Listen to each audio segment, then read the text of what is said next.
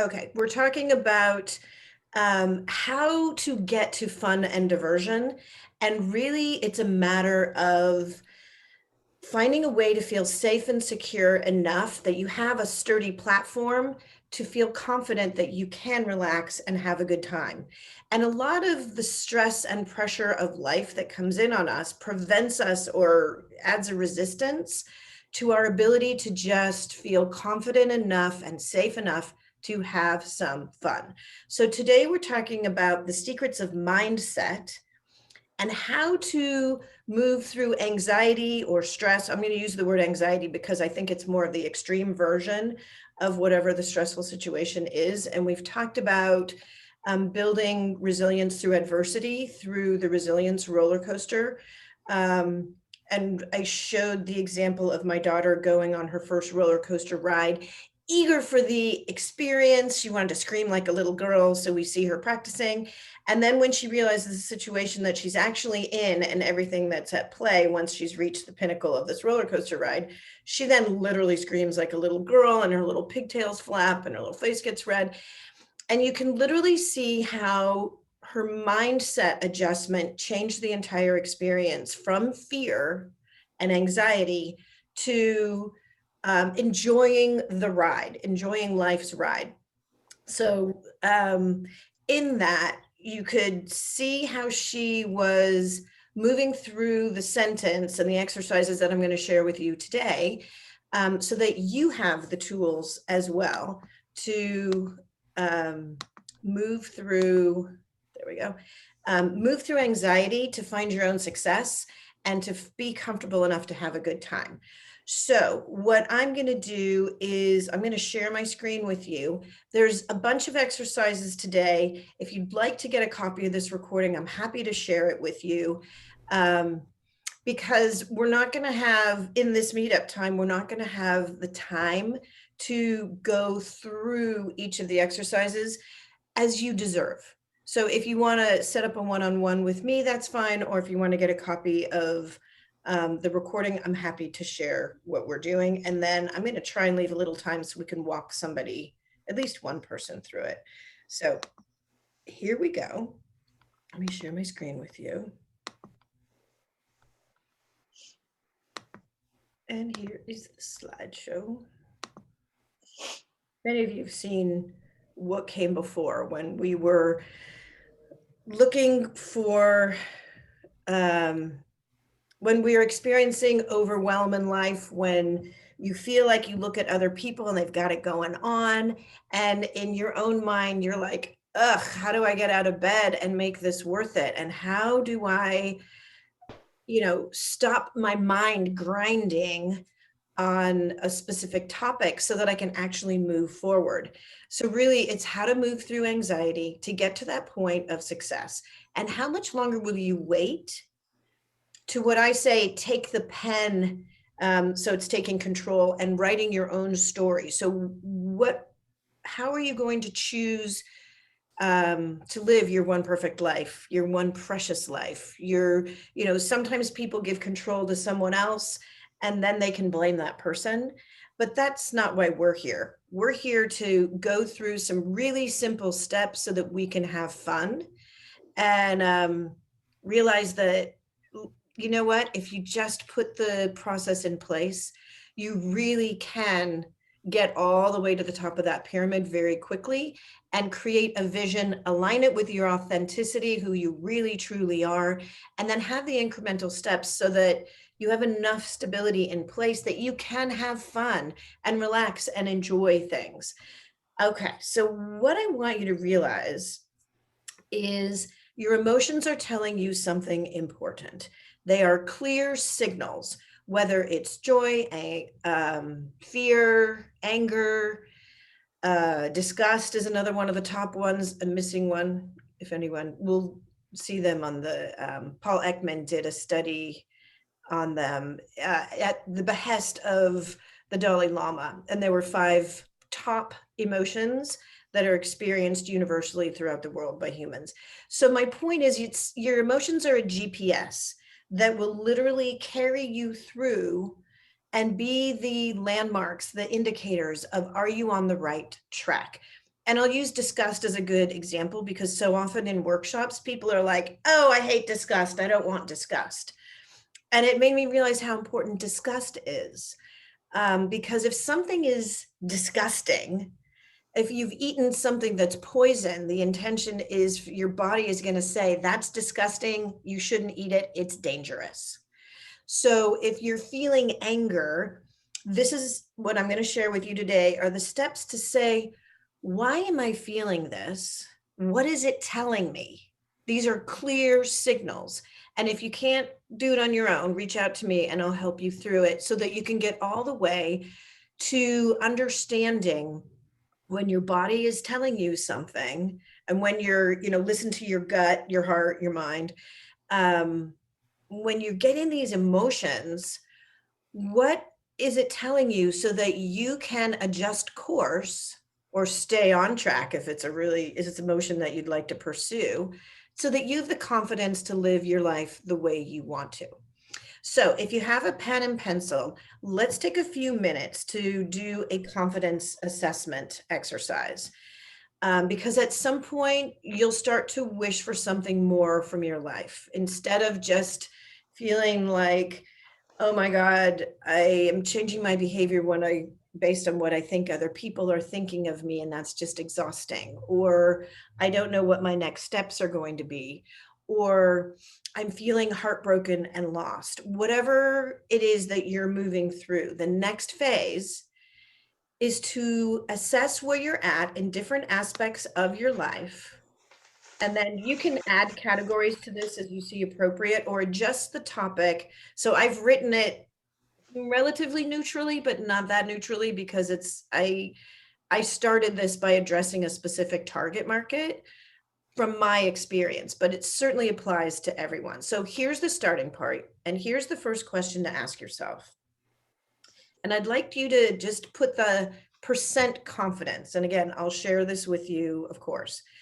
The question is, do you have 10%, 25%, 75%, 100% confidence that you have the clear steps to create the life that is meaningful and important to you? You've deeply considered how your life lines up with your values and priorities. So, so just give yourself, if it's a 25%, there's an area you can work on. If it's 75%, you've got some significant tread. Okay. Next one. I've secured all the financial and legal requirements and I've updated all my end of life documents and plans. So this one, I call this living life in reverse because when you have all the stuff established at your end point, sorry, it's a hard topic to discuss. I actually just did some recordings on it and I put pictures of fluffy panda bears and doggies and puppies and kitties because it's like, these are the things that, we wished our parents talked us through. But when in the dinner conversation, you just go, you know what, let's talk about who I'd like to have as my beneficiaries. So I will bring up all the topics and no topic is taboo. You're welcome to come to me with whatever. Okay, how about the next one? I've got the resources and the right people in place to help propel me toward my goals and dreams and support my loved ones' success in theirs. If you don't have the resources and the right people, then I would encourage you to check out my workshop on building an advisory board. So if you feel alone or lonely or nobody understands you, then this might be, a 20%. But if you feel like you've got all the people you need, you've got your professionals, you've got your personal emotional support people, you've got people who help you with finances, your health, your, I don't know, grocery shopping, whatever it is, your car, then give yourself a higher number on that one. Okay, I'm sure of my health and I'm a role model for others in my self-care regime. I have a healthy regime established for myself and my loved ones. I nourish myself physically, emotionally, and spiritually. Okay. I'm sure I and my loved ones are moving through any grief, trauma, and loss or any transitions that you're going through in a healthy way. And you have support systems in place to guide you on successful trajectories unique to each person in your family. So if you're caring for someone else, or you've got minors, or you've got kids, you know, we all want to put up the bumper bowling bumpers so that they can reach and get a oh my God, I just forgot called strike, so that the bowling ball will go down and not get stuck in the gutter. So do we have the people and the systems in place that wherever somebody in your life or yourself feel vulnerable, you've put someone strong in that position to stretch your strengths and strengthen your weaknesses for proper balance? What percent confidence? Okay, we got two more. I'm surrounded by the right people and activities to guide me, and I can help others. I know how to address changes in relationships and how to develop new relationships. This one's all about your relationship with yourself, your relationship with your family. I say family is related by blood and related by love, so your community. And if you are interested, if you have a partner, or if you're interested in bringing a partner in, do you know how to go about doing that? And the last one, I find time to have fun and diversion, doing things I love that replenish my energy so I can enjoy a life worth living. So again, if you're not 100% confident, what confidence level would you give yourself right now? And again, I'm happy to walk you through these one-on-one for a deep dive. All right, so here's how it goes. Clients who come to me increase their confidence level 150% in a very short time frame. If you're at 25% on any of these, you haven't really thought about it that much. At 50%, you're starting to get traction. At 75%, you're making headway. And at 100%, you've got this. So once you have those, it's going to give you an indicator of where you should focus your attention and energy. So where's the weak point? That's where we want to start, so we can build that to a strength. And all of this, again, is the 7 steps through the Life Worth Living process that I can help guide you through. And the first step, of course, is deciding to move forward. And this oftentimes is where the stress, anxiety, resistance, overwhelm, burned out feelings come into play. And so I refer back to the science, and I'm citing several sources here of positive psychology. There's learned helplessness and there's learned optimism. So you could actually put yourself in a position through behavior and through habit that you become a victim, or with a couple of simple steps, you can adjust your mindset to learn to be more optimistic and see how to get through a situation. And that's essentially enlarging your personal control, building your self-esteem. And Martin Seligman talks about this through Authentic Happiness, the Optimistic Child. It's assessing what you can change and what you can't change. And I have a couple of exercises for that later in this presentation. Ikigai is a Japanese concept meaning a reason for being. And I'm trying to get us through to the point in this workshop that I can work with you and you can actually, do something. But I want to just give you some background. And I love that what we're doing is trying to find the intersection of what you love, what you're good at, what the world needs, and what you can be paid for. This is actually the D School program at Stanford is modeled after this. The school where my kids are going to high school is actually modeled after this also. So you really find your passion, your mission, your vocation, your profession, and ultimately your purpose in that. And of course, having purpose makes us happy. So let's talk about the opposite of that, which might slow us down, which is anxiety. And anxiety is your body's response to stress. But what is stress? If we really want to break it down into simple forms, stress is pressure or tension. And anxiety is your body's response to this pressure or tension. If you get some news, you might clench up, your palms might sweat. And what I'm encouraging you to do is acknowledge how you respond physically and emotionally so that you can use those as guide points. When you identify the actual problems, the solutions become easy and relatively drama free. So let's talk about the components of anxiety. Since anxiety shapes your behavior and outcomes, this is cognitive behavior theory, let's clarify what emotions, sensations, and thoughts actually are.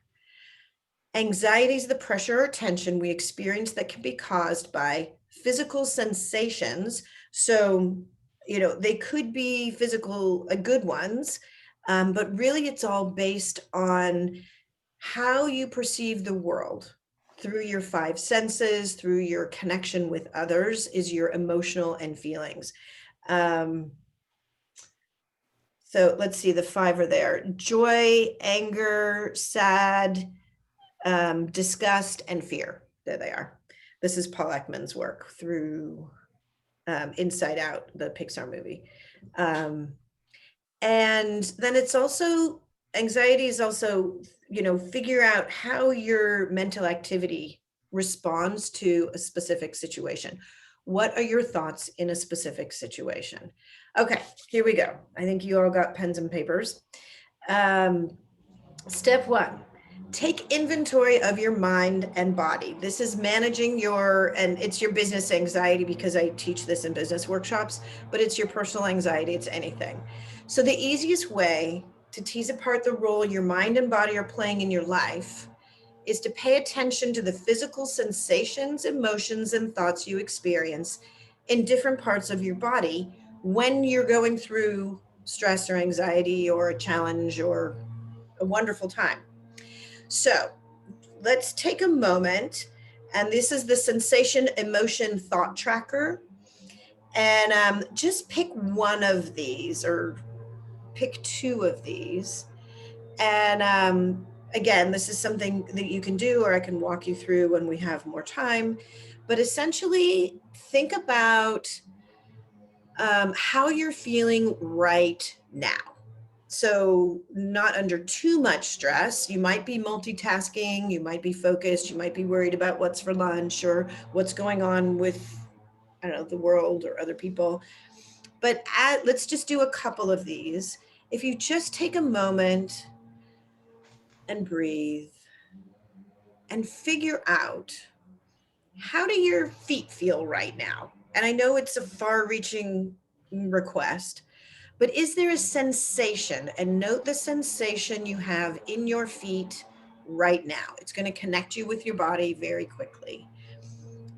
This would be, they're tingly, they hurt because you have blisters, they're cold. What is the sensation in your feet right now? And I believe if you're not on mute, you're welcome to share that information. Okay, so that's the sensation. Does that feeling in your feet cause an emotion? Do cold feet literally cause fear? Do tingling feet make you feel happy, like you want to get up and dance? And then you can add a thought to that. Like, I have wiggly feet, tingling feet, it makes me happy, I want to dance. Okay, let's do one more. Let's try shoulders. Del, do you have a question? I don't know if I can pull it back there. No, I'm sorry. I was just trying to get my camera. Okay, all good. Okay, let's try shoulders. How are your shoulders right now? So mine were tight. I just cracked my back. There's spasm in my back, so I just adjusted that. What emotion does that potentially cause? Sometimes I feel like I have the weight of the world on my shoulders. So I guess anxiety. And what thought do you have with that? I have the weight of the world on my shoulders. So that's the exercise. And again, I'm happy to follow up and give you this worksheets to go along with it.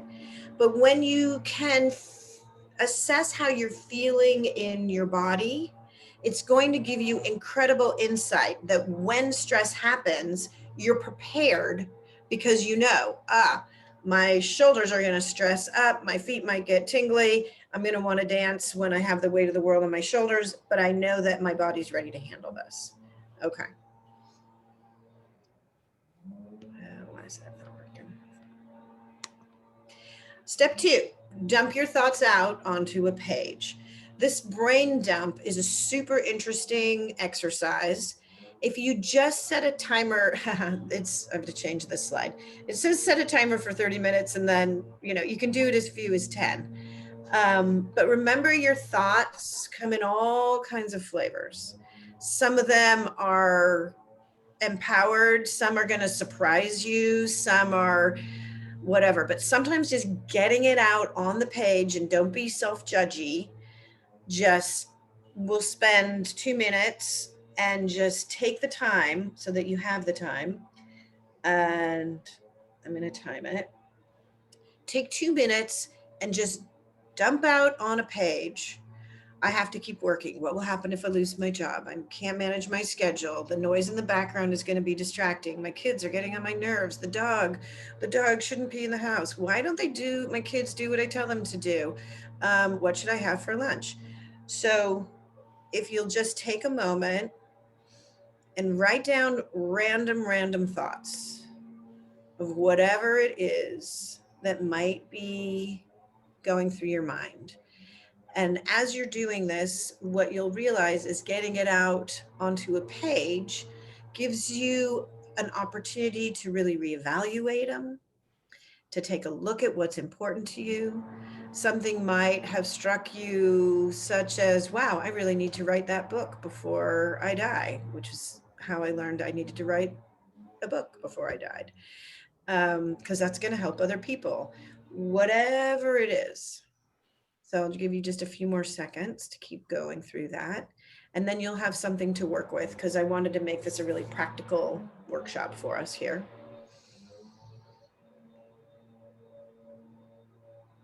Give me 15 more seconds of them.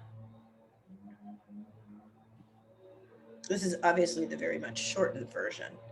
Okay, so now you've got some thoughts out on a page. And sometimes I practice this with like those Guatemalan worry dolls, where you assign each teeny tiny doll something to work on. Then you don't have to grind on it all night. All right, ready for step 3? Reveal your thought loops. So here we go. Pick one thought from that brain dump and reveal the thought loop that it begins. And I'm going to walk you through what the thought loop is. So start by placing the thought, that one sentence in your head. Just put it as a T and somewhere on your page, but it's going to be the first thing. Okay, so write that sentence out. And then I'll just hold that thought. Identify the biggest obstacle. So to get ahead of the saboteur inside of you, we need to get ahead of it. Think about the biggest obstacle or challenge that you're facing right now. What's going to get in the way of your personal or professional goals? So write it out. My biggest obstacle will be. I realize I'm rushing you through. And this is how we're going to adjust mindset and move through anxiety to get to success. So your first sentence is going to be a fact based on that thought that you had. And if somebody wants to have me walk you through this, I'm happy to do that. I'll do that. All right, Gail, what's your thought? I think my own pessimism and fear are my biggest obstacles. Oh, good.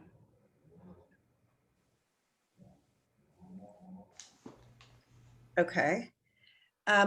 And now can you give us an actual fact?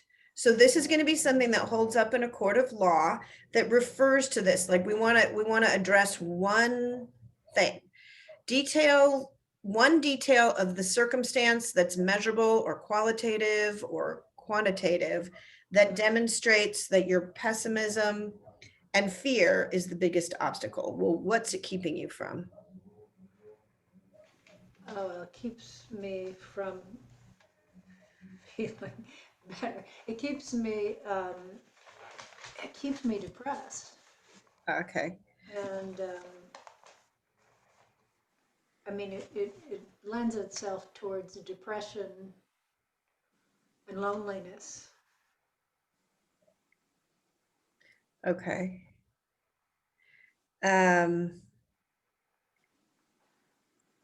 Looking for one thing. I mean, it is a fact. Let's go with it and see how that's going to take us through. What is the thought that runs through your mind when Um, that happens? well, I thought that I'll never find, another partner. I'll never uh, live with anybody again. I'll be alone the rest of my life. And just, that feels disconnected to me. Well, because I feel like I lost my husband, and I feel like the relationship is the foundation for really the rest of what I do. Okay. I'm writing. Okay. And I think you just did the next one, because your emotion is that one word description of your feeling, and you do you want to give it? I think you said it, but I don't want to put, Loneliness. okay.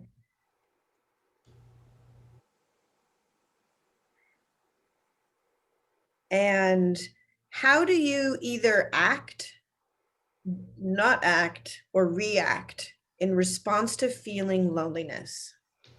I reach out. Uh,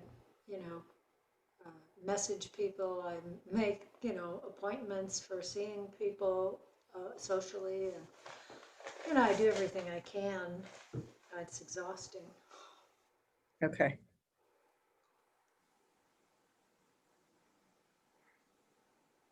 I rarely am inactive. You're rarely inactive. Okay. Yeah. And what is the outcome from, oops, sorry. What's the outcome? What result do you experience? I'm going to move this From from this behavior. So you Well, reach it makes me out. feel a little, it makes me feel a little better in the moment, when I'm with people, or, yeah, I mean, basically that. When I'm with people doing things, it makes me feel better. But, then when I return home, I feel lost again. Okay.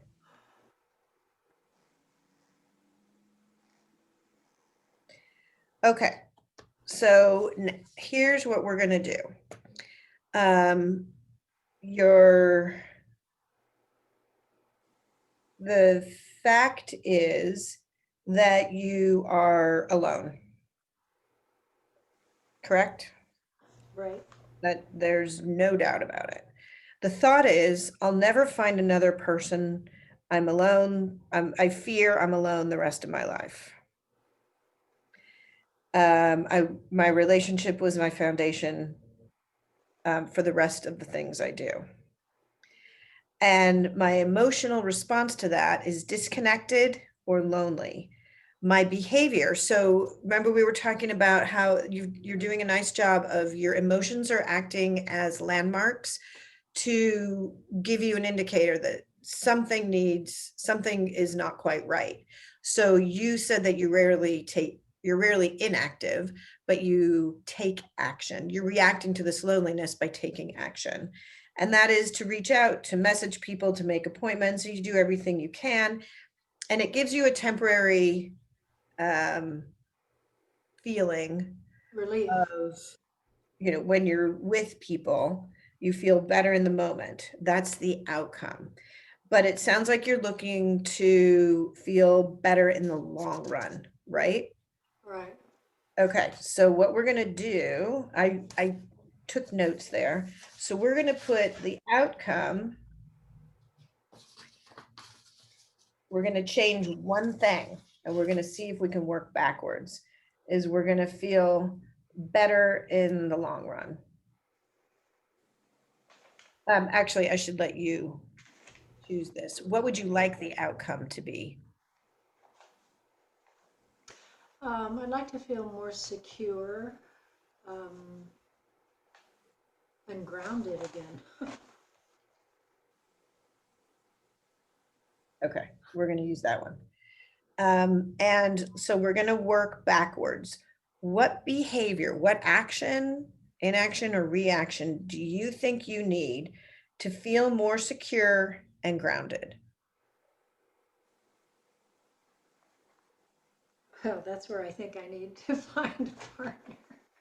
Okay, so I need to find a partner. Um, You know, for this time in my life.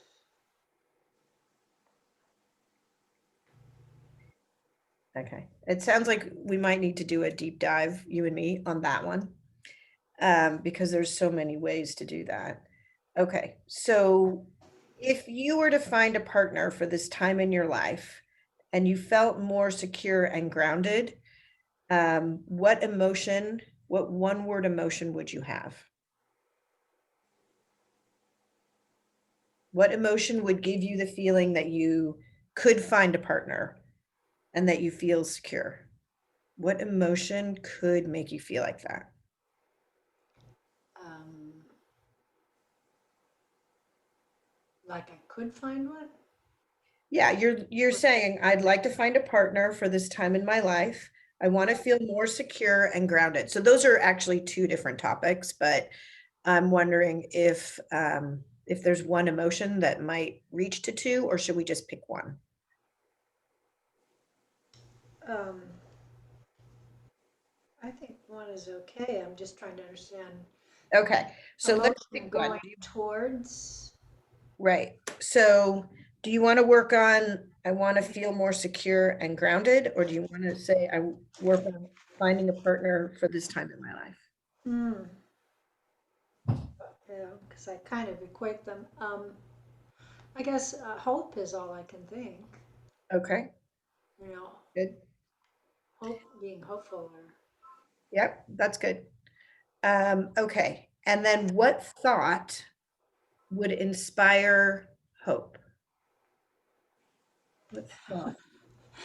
well, I watch a couple of women on YouTube who do um, tarot readings who are quite good and very Jungian, and so I watch this one. I listen to her things. They're always very, you know, upbeat, and but not just upbeat. They're also very, sometimes feel very accurate because you know, you can project your situation Right. into a kind of transformative process. Okay. So what thought comes from that? Because um y- you're looking for a transformative process. What is one sentence that would make you feel hopeful? One sentence? This is a thought that will, remember we just did that, the brain dump. Each of those were little fragments, one little Uh, thought. that it's inevitable that I'll find somebody. Okay. Good. Love it.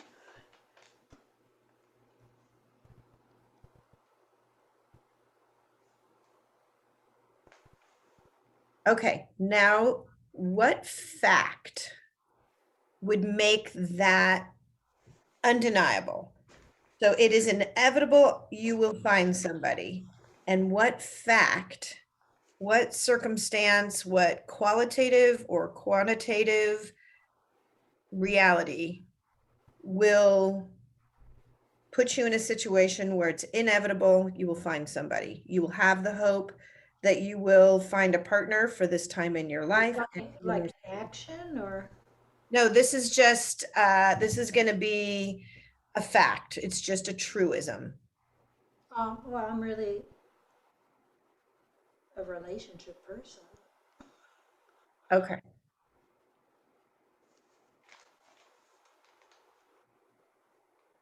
Okay. So here's the sentence. I call this exercise a sentence. The fact is, Gail, that you are a relationship person and that it's inevitable that you will find someone, which should give you the hope that you will find a partner for this time in your life and feel more secure and grounded. So that's the sentence that should be running through your mind. So when you're feeling, here we go. When you're feeling alone and lonely, it's important for you to remember that you are a relationship person. And that's going to cascade all of those emotions that you're feeling when you're feeling lonely and disconnected and exhausted. Those are some of the words that you depressed and lonely. Mm-hmm. Then just change the one thing that you're a relationship person and it's inevitable that you find someone. And that's literally how the cognitive behaviorists adjust your mindset from your own pessimism and fear being the biggest obstacles to keep so that you're not feeling depressed and lonely when you're feeling that you're alone, you'll never find someone, you're fearing to be lonely for the rest of your life, disconnected and lonely.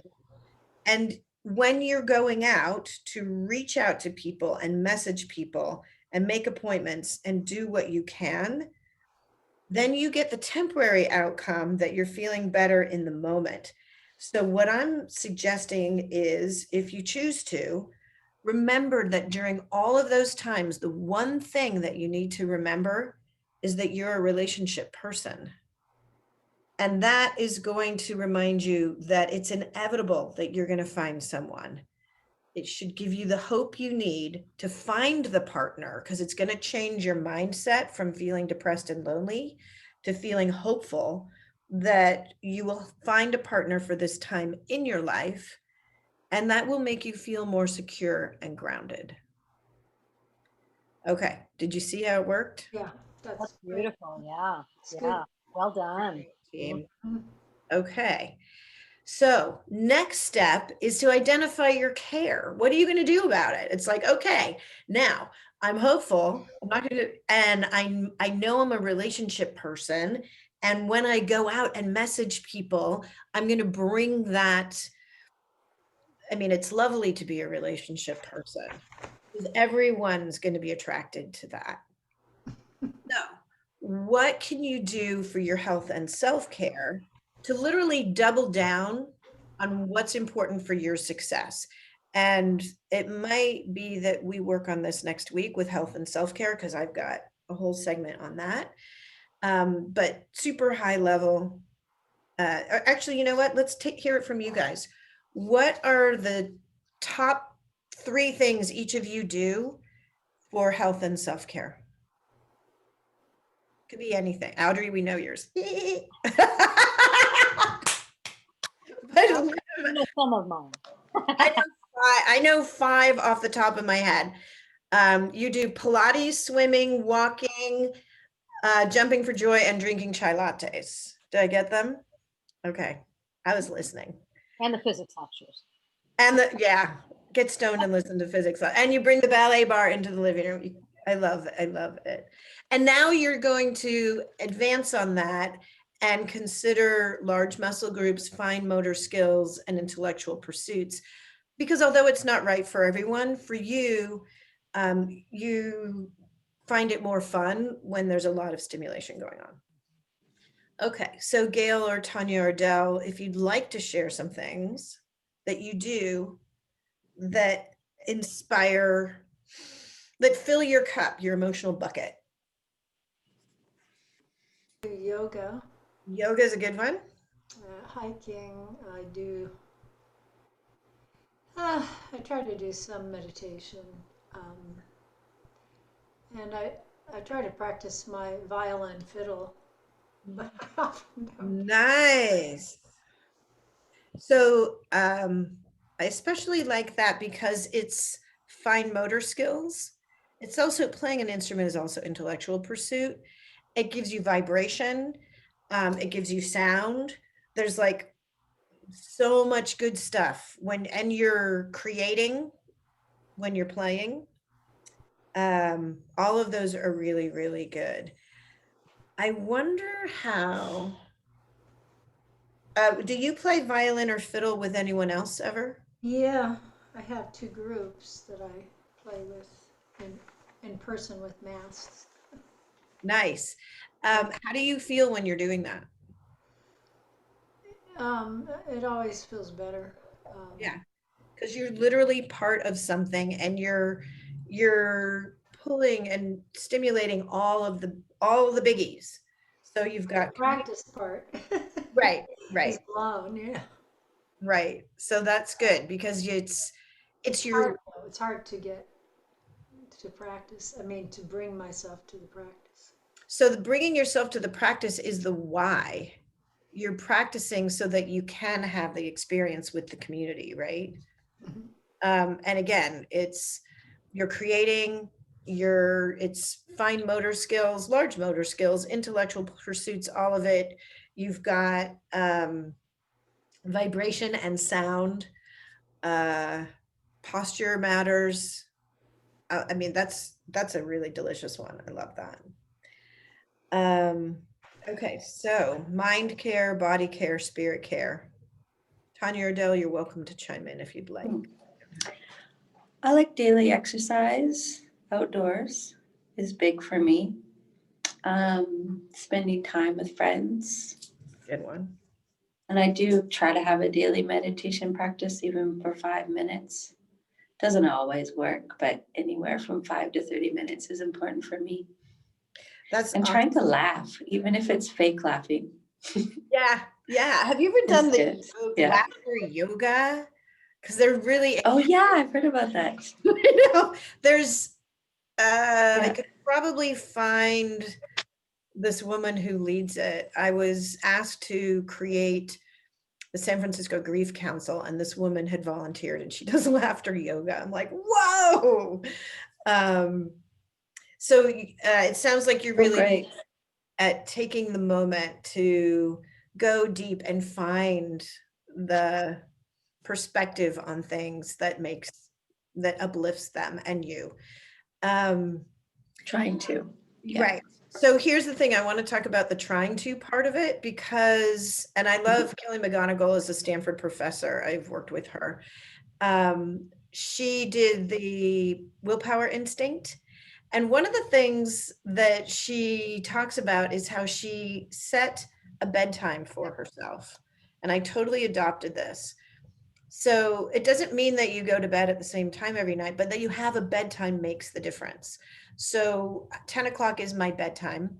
And if I don't get into bed, that, it's fine. I don't have, somebody lording over me going, go to sleep. But it means that there's an intention there. I might go to bed and read or whatever, watch Netflix or do whatever I'm doing. But if I know that that's the time that I set aside, it uses less willpower energy to actually meet that goal. So what you said was so perfect on that. And then you were like, I'm trying, but no, it's perfect because you set the intention of 5 to 30 minutes of daily meditation in addition to the other things you enjoy doing. But having that intention as a regular routine, I mean, so what if I miss my 10 o'clock bedtime? No biggie. But it's there as part of who you are. And so gorgeous job on that. Okay.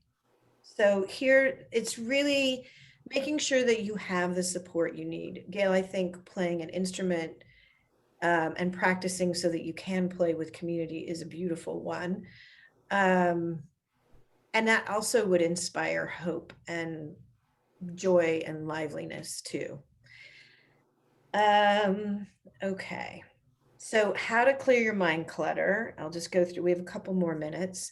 I don't know if I shared these with you guys already.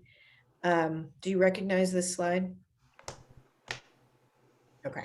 Yeah. So essentially this is an exercise you can do to clear your mind and get the focus so that you can figure out what is really the obstacle that you need to overcome, rather than spiraling into words like nobody ever, or I'm completely alone, or, the never types of things. So this is one of those exercises that you can figure out, and Martin Seligman and the Serenity Prayer all talk about this. What I did was create a tool so you can figure out and write down on a piece of paper on the outside, what are the things that are affecting what's happening in your life right now? Which of those things can you not control? Go into that circle. What can you control goes into the inside circle. And then what can you address right now? I was working with somebody and there was so much overwhelm. The only thing that she literally felt like she could address was the mail, and it was stacking up. So that's something she could address right now. And even that can be broken down into pieces and parts of a project. So it's, how do you eat an elephant? One bite at a time. I think that's the saying. So for her, it was, let's just get rid of the junk mail. And that reduced the pile so it didn't feel so overwhelming. And then she could get to what was actually inspiring, focus, and address. Right. There's a similar exercise you can do. Again, if you're looking to change who you are now to who you wish to be, and I think Gail might say who she wants to become is a partner again. So that one would go in the center. Who are you now? I am a daughter, a sister, an employee, an employer. I'm a mother. I'm a friend. I'm a dancer. I'm a hiker. I'm a driver. And just all the things that you are, all the things you used to be. I used to, well, I'm still a student, but I used to be a student. I used to be, well, I guess I'm still an ambassador for the city I grew up in, but I was more active in it. So that's how you can figure out what your future identity is. This is really helpful when you're leaving a situation like a developmental stage or even a community, going into a new community. If you're stepping into a new role in life, who are you becoming? I am becoming more established and confident in my own life. Gail, you've got a question? Oh, I have a work meeting at 11, so I better get off. All right. Mwah. Thank That's you You're very welcome. Thank so you. much, and good to meet you all. And then it's coming up with those big ideas so that you don't feel lonely, lost, depressed, burnt out, worried. So just a reminder that your emotions are really acting like roadmaps, that's acting like signs to tell you, are you on the right track? For you, you're walking down a clear and well-lit path, or if you need to re-navigate so that you're achieving the goals that you're looking for. And then you've got me as a resource. All right. Very good, everybody. I'm going to stop sharing. Does anybody else have any questions? We've got 4 more minutes. I can take you through any of this stuff if you'd like. All I right. like the idea on the last screen that you showed of who you used to be and who you are now Mhm. and becoming. That's a nice way to synthesize that I haven't seen before. And in the one before that, I love the small piece of what can I do right now. Right. That one is usually missing from that piece. From that description. So Yeah. that was quite useful. Yeah. Great. Thank you for that feedback.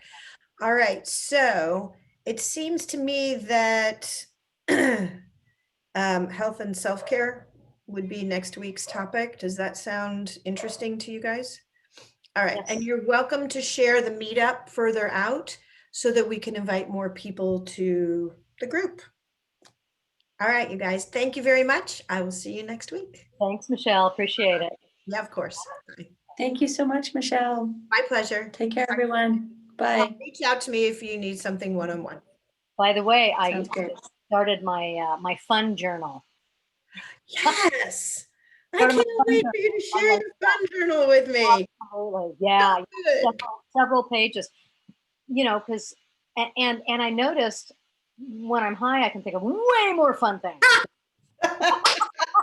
You You crack know, me. it's something to notice, right? You know. Yes, very And- good. yeah. So it was very interesting. Now I'm kind of picking off, and it's interesting. I guess I'll think about what used to be fun and what I think would be fun now, because I'm not the person that I was when I was, Right. 20, you know. Right. I don't Although know. I kind of challenge you to get a bunch of us out in the street playing dodgeball. It's been a while. Yeah, it's been way more than 50 years since I've done that. That'd be fun. Very good. All right. Mwah. Talk to you next week or sooner. You're Thank welcome. you, Michelle. Bye. Of course, Del. Bye.